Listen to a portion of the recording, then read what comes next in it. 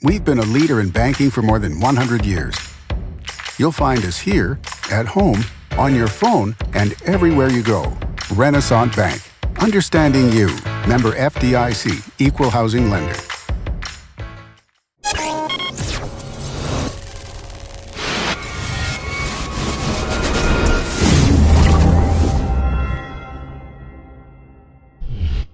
Sponsored by Renaissance Bank.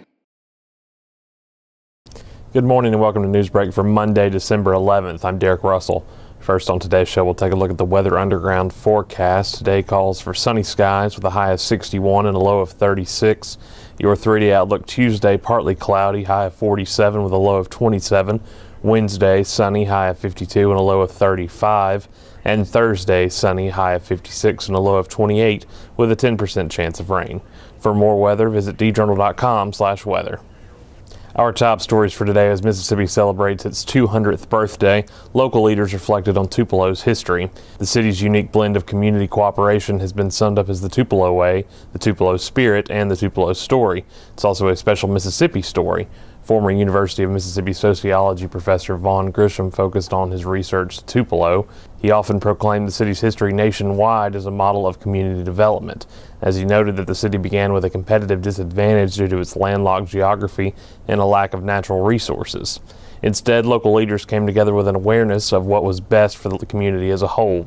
Former Tupelo Mayor Jack Reed Jr. said for Tupelo to continue to build on its story will require new leadership and new citizens invested in the health of local civic life.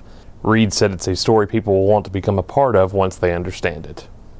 The flu isn't waiting for the new year to make itself known in Mississippi. Flu activity is already considered widespread in the state.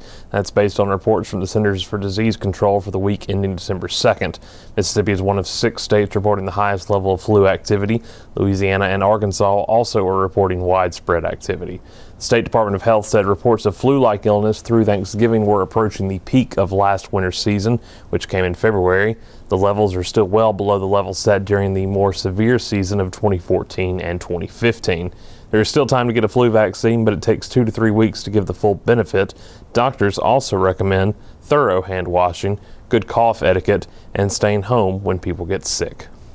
When Tupelo Public School District hired Superintendent Gerald Loden in 2012, concerns about the district's future were rising. The community was hungry for stability, and local leaders were hopeful Loden could deliver it.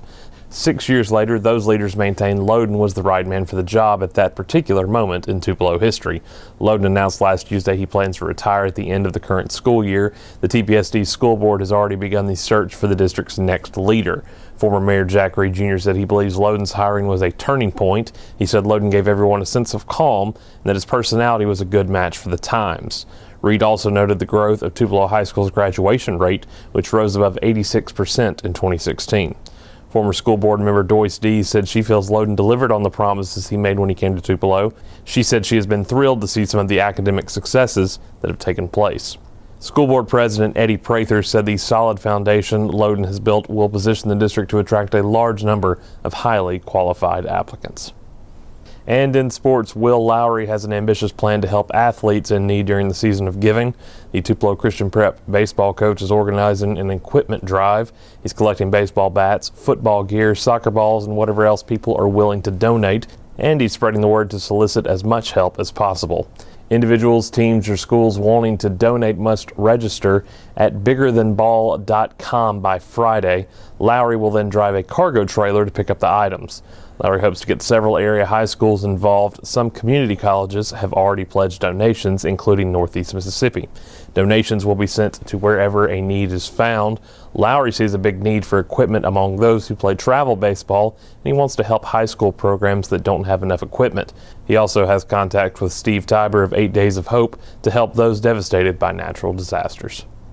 That'll do it for Newsbreak on this Monday. Don't forget this show is one of the many online offerings courtesy of the Daily Journal that gets you news off the page and on the go. Today at 2 p.m. you can watch the Capitol View webcast with Capitol Bureau Chief Bobby Harrison at djournal.com.